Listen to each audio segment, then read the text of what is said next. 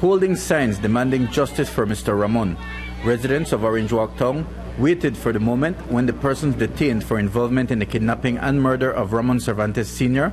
would be escorted to court to be arraigned. They were angry at the senseless murder of one of their own. Unconfirmed but credible reports are that Ramon Cervantes Sr. was bound hand and foot, his eyes covered and his head bashed in before he was thrown into a shallow grave and buried. It is also reported that the stick used to beat him to death was buried with him. Police are not denying those reports, but they are tight-lipped because the discovery of Cervantes' body does not mean that the investigation is concluded. The body was somewhat decomposed. The forensic pathologist is saying that the time of death was sometime around the 2nd July in the evening.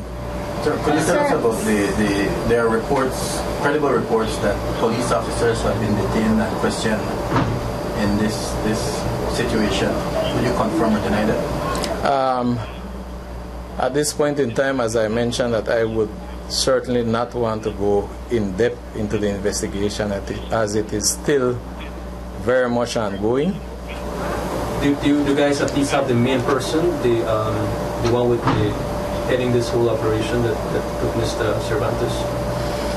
I would not want to speculate on that at this point in time either. Can you be specific as to how many people you are seeking, how many were detained and released? I do not have that figure right now, but I know for certain that quite a few people were detained, at least more than 12. Several names have been called during the investigation, including that of Manuel Castillo.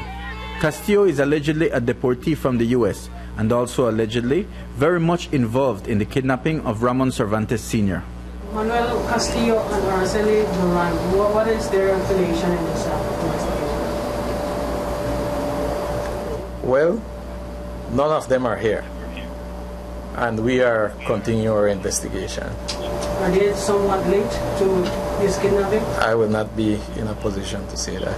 The persons that are being detained should be charged today. Can you disclose their names? No, I will not do that because I am saying that the evidence that we have gathered so far was submitted to the DPP, and it is based on her directive.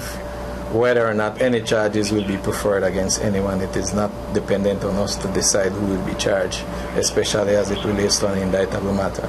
While the police await the advice of the DPP, residents of Orange Walk are demanding justice. A memorial service for Ramon Cervantes Sr. was held in Orange Walk this evening. Mike Rodon for News 5.